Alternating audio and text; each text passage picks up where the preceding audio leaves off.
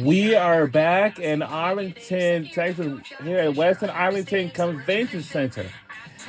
We are now going to listen for the men's basketball head coach and falling to UAB. Fisher returns 2 starters while adding in 5 transfers. I know this is probably a very easy question to answer, but how hungry is this group to get back on the floor and actually host that trophy this time? No, they're eager. You know, when you have confetti fall and it doesn't go your way, that's a great motivator to get ready for the next season. A roller coaster.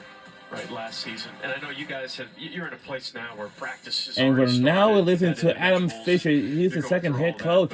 As a matter of fact, I saw him in person before when I had used to come to his men's basketball games. What was that like? I think you said it best. Like when I used to be in the pep band, like I used to, that was my favorite part. That's why. What did you feel? It was relief. I was like, whew, all right, here we go. And then we flipped the switch. To finish the regular season 4-2 was really exciting, but it's a testament to the student athletes. Like, that's Temple tough. Things didn't go our way. 6 of those 10 games were really close. Could have gone either way.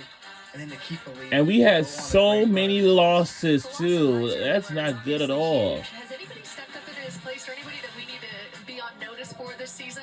I think these 2 guys that are here with me, being in the program with us for the second year, Shane, his 3rd year at Temple, I think these guys are ready for a big year, and all their teammates. What is the challenge at coaching at Temple? Now let's listen for the men's head basketball coach and the other 2 teammates. As well. It's great. It's pressure. You know it's coming. The biggest challenge is probably tickets for my family, all from the Philadelphia area. But there's a pride and passion, and you've got to know every day you come to work, you look at those banners and you remember that's why we're here. This is a place that has won historically, and now it's our turn to continue that winning.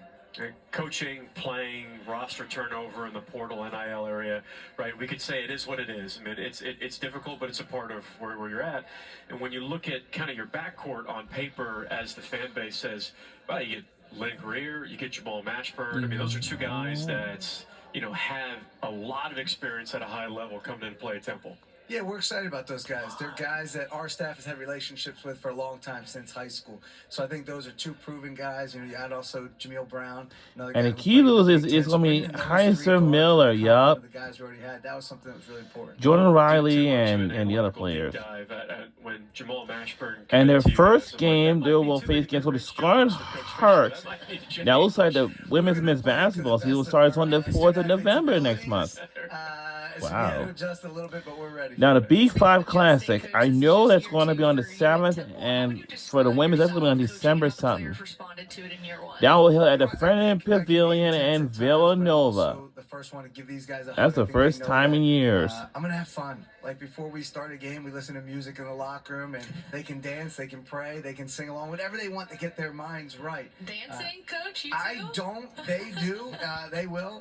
But I think it's something you got to have. Your players have to know you care about them. And that's the number one thing I want people to always remember. Like, I care for these guys. I'll do whatever it takes. So a little bit crazy on the sideline probably in year 1. I'll call it passion. Yeah. So we'll try to tone it down just a little bit in year 2. You guys probably don't want Coach Fisher dancing, practice or anything, right? Is that? Yeah, we'll pass on the dance. Okay. We'll pass. I think just plead the fifth. Yeah, more minutes for Shane. Thanks. Yeah. Shane, you understand a lot of this passion that he's talking about, being a guy that's from PA. I noticed that you it is 6:42 p.m. in Philadelphia. Youth basketball camps. How much does it mean to play in your own hometown? It means a lot, just giving back to the community. And I think that's probably my hometown. I think it's from my hometown, is Philadelphia, PA. It's good and it's bad, but I feel like coach and our staff just tries to make us see like the good light in it. Just try to give back to the community whenever we can. So I feel like we just keep doing that. We can just make Philly a better place. Yeah. What has it been like for you playing in Philly? I mean, it's been great. Coming from the DMV area, just playing in Philadelphia, you see the passion that the fans have for just sports in general, and how eager they are for us to get back to where we need to be. One thing, I'm not cool enough to ask this question. You might need to ask it about the shoe game that we have going on over here. Yeah. I'll let him explain it, but I do have to give Steve a hard time. So the shoes are cool right now. So Steve, I'll let you give a little explanation on the shoe game. This is kind of on the spot, but yeah, just some Jordan 1s, nothing crazy. Travis Scott's. Kept it kind of calm. If you're not in the shoe game, they're very hard to come by. But I wish we had a picture of the, I don't want to even call them shoes, slippers that you had on yesterday. Coach, I'll let you describe that. Didn't you just say that your child was talking about my them? 4-year-old daughter Livy asked me if If she you could could have. explain what they looked like, it'd be fantastic. They were pink, right? Is it Pink, bright fuzzy, pink, fluffy fuchsia. slippers? Yeah. Fuchsia. Yeah. Wow. Yep. Wow. He's working on his master's degree. Can you tell? Fuchsia. Wonderful. Yeah, yeah. How would you rate Coach Fisher's shoe game, scale of 1 to 10? Definitely up there. Probably around 9, 10. Whoa. You know, Whoa. Yeah, he's always asking me, like, he's always asking for input.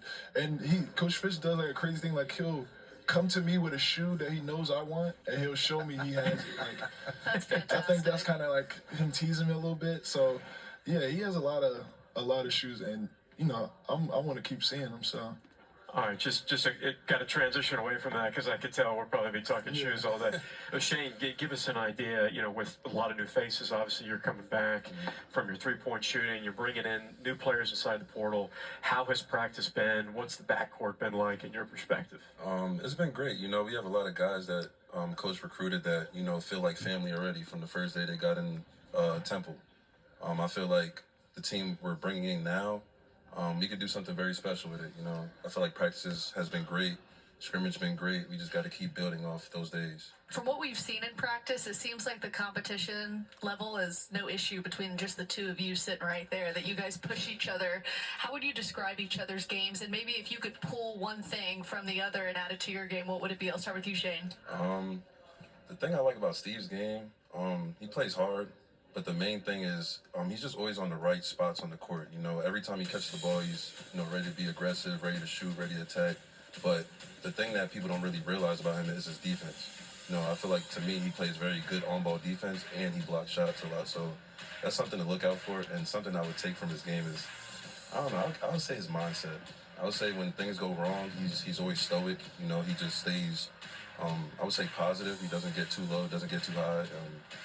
You know, just a great mindset, a great player, you know. What about you, Steve? What would you take away from Shane? I think, you know, my favorite thing about Shane, first of all, thank you, Shane, for those kind of words.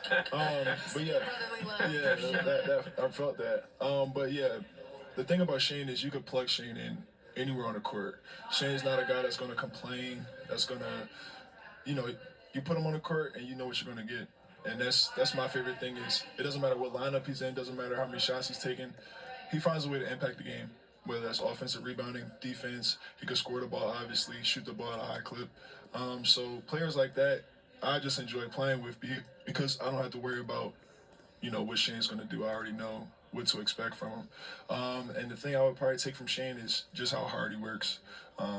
He's the first one in the gym, working out early. We might have practice at 10. He's in the gym at 8:30, 7:30, early. First one there. And he just understands what the work, you know, what it takes to work hard and what that gets him. I feel like he's seen it pay off, and, you know, he's continuing to do that. You know, next year we do this, we should just do a film breakdown study because those were like future coaches' answers. Yeah, you did tap up on them. I mean, those were like some of the best answers all day. That was great stuff. Is the chemistry that we just heard between those two, is that reflective in this year's team? I think it is. You know, we do a lot of things in the off season to spend time together, whether it be going down to the Jersey Shore. We had a day there together, work out on the beach and lunch together, going to a Phillies game, sitting in a suite where I make them cheer for the Phillies, even if they're not Phillies fans. But I think you do all that stuff to bring your team together. Because every year it's a new team now, the way it is. So you have to embrace that. And the quicker they come together, the quicker you'll be and better you'll be in March. Awesome. Can't wait to see you guys put it together. Best of luck this season. Thanks for joining us. Thank you. Thank you, Thanks, guys. guys. Awesome. Coming up next, we have the UAB women led by head coach Randy Norton right after the break.